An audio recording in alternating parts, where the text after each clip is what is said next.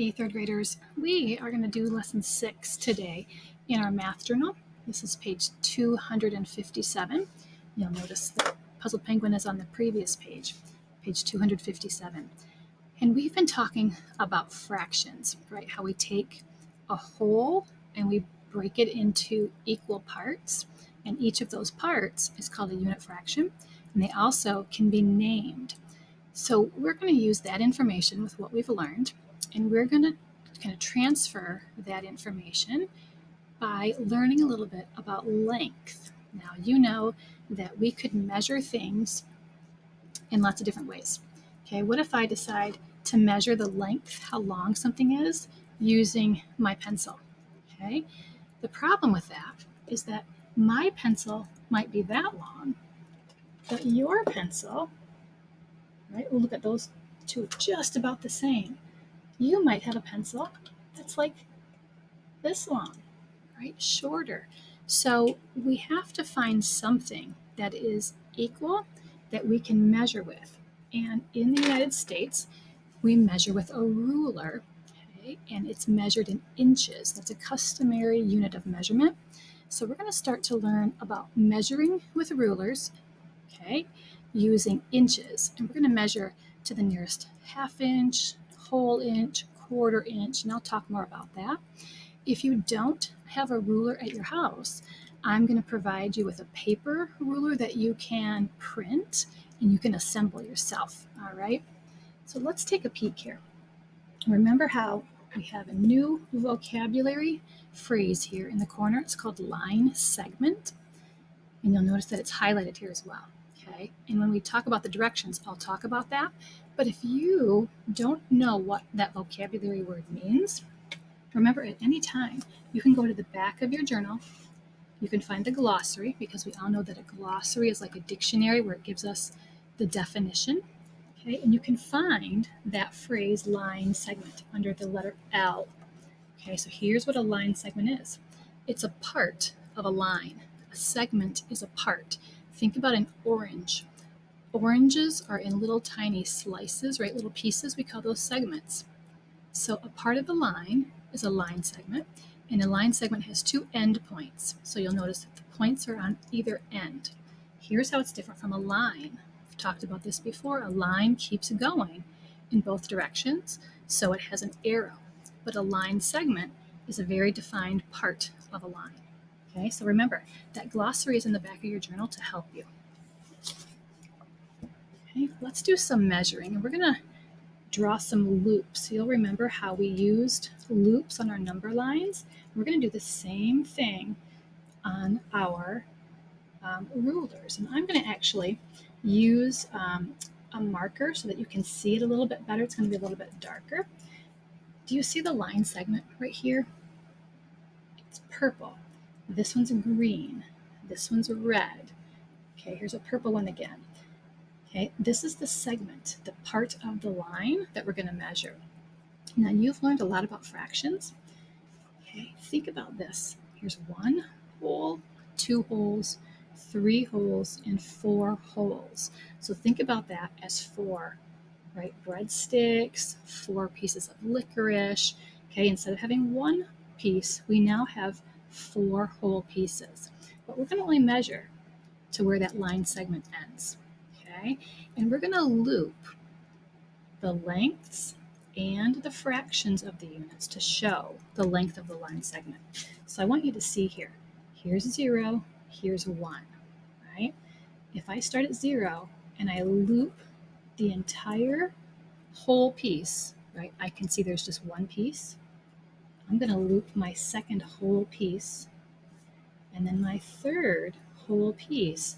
And look, I only have part of the next one, okay? So I have three whole pieces. I'm going to write the number 3 on my line. Okay, I grab a different color. I thought I grabbed black, I grabbed gray. So I have 3 holes, right? I have 3 inches because we're measuring in inches, and I have part of another inch. Now let's look at these. Okay, if I think about how many hops there are to the next whole piece, right? I have 1, 2, 3, 4. So this is in 4 equal pieces, right? So I know that my first hop would be 1/4. I have 3 whole pieces and 1/4 of the next. Okay? I go one more hop, that's 2/4. 2/4 is also the same as half. So I'm going to write half down here. Even though those denominators are different, we know that right in the middle, if we split something into 2 equal parts, it's half, right? My next fraction would be 3/4, and then again, right, 4/4 would keep going. So I have 3 inches and 1/4, 2/4. So I have 3 2/4 inches, or I could write 3.5 inches because these two are equivalent. They are the same, right? Anything cut right in half would be the half, even if there are, let's say, 16 pieces altogether, right? If we can split it right down the middle, we know that that's half. So either of these answers would be correct. And remember, I'm only measuring as far as my line segment tells me to go. Okay? Measuring length with a ruler is something you'll do your entire life, and you need to be accurate with it. So let's take a peek at our next line segment. I can see that it stops right here. Okay? I know that I can do 1 whole inch, another whole inch. Can I go to the next whole inch? I can't. So I'm going to label this one 2. It's 2 whole inches.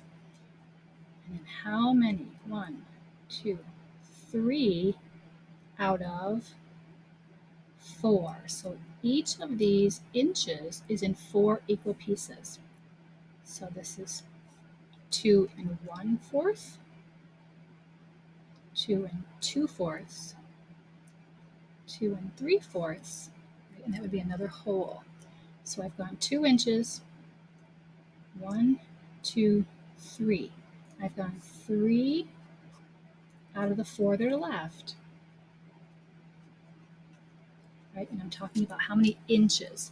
I've done whole inches and then part of the next inch. Let's look at this one. This is a red one. How many whole inches can we loop? I can start at 0 and I can go to 1. Can I do the same thing, go to 2? I can't. So I have 1 inch and part of the next. Right? I have to ask myself, how many hops are there altogether? 1, 2, 3, 4. So I know my denominator is going to be 4, and I'm only hopping 1. So this would be 1 1/4 inches, or we might say 1/4. 1 1/4 inches. It's another way to phrase it. Okay, let's try a couple more. I'm going to loop my entire inches. So I know I went 2 inches. And how many of the next? I'm going to double check. 1, 2, 3. It's in 4 equal pieces, but I'm only hopping 1 of the 4 equal pieces. So 2 1/4 inches. Okay. Look at number 5. How is number 5 different than the rest of them that we've done? I want you to start at the beginning, right? They're all giving us a line segment. Okay? But think about where we start. They all start at 0. Look at number 5. It starts at number 4, right? So before that, you can see it's like jagged, meaning it's part of that ruler. So we've already got 4 whole inches that we don't see because it wouldn't fit on our page. So if I start at the beginning, I've already got 4. There's 5 inches, 6 whole inches, 7 whole inches. Can I go to the next one? Nope, because my line segment stops. So I've gone 7 whole inches. And then how many of the next inch. 1, 2, 3 out of 4, right? So there's 4, and my denominator is going to be 4, and I only went 3 hops. So 7 3/4 inches. You got to pay attention to where they sometimes start, right? Most of the time we start right at 0, but this one, right? This is a longer measurement, okay? And we're just writing the length, how long something is. I want you to look at number 6. What do you notice about that? And I wonder, why is this ruler wrong? What's different about that? I notice up here, in between, right, all my fractions, all my pieces in between are the same size, right? So the units on this ruler are not. They're not all the same length. And we know that fractions are equal. So we're going to write down here our explanation. The units are, and we're going to capitalize, not the same length. Okay, look, here are 4 equal ones. Here's 1, 2, 3, 4 equal ones. But look what happens. Oh my goodness. In between 2 and 3, look how tiny they are. In between 3 and 4, some are smaller, some are bigger. This one looks equal.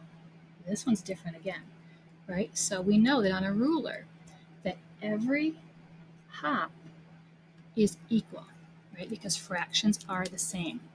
So today what you're going to do for your homework, and a grown-up can help you, you're going to do the back of this page, page 258, and look what it says.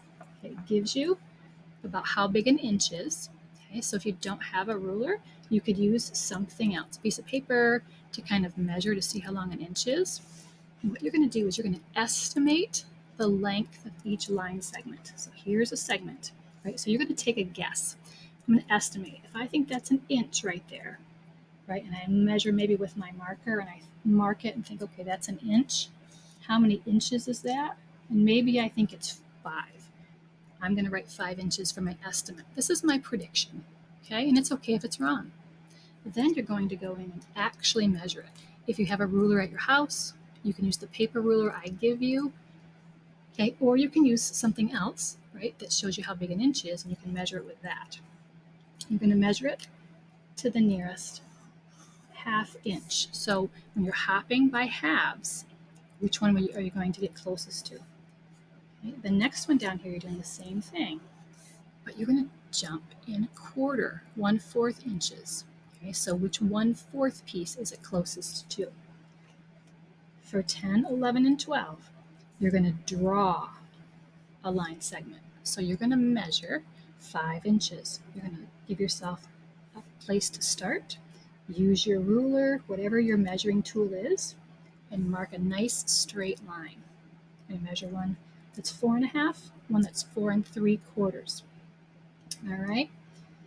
And then the last one talks about having a partner, but of course we don't have any partners for math, right? You're going to draw a line segment, and it has to be between these two numbers. Okay. Again, a grown-up can help you. Okay. This is just a really quick introduction to measuring length with a ruler, and we've learned a lot about fractions. So fractions, right, and how we measure are all connected.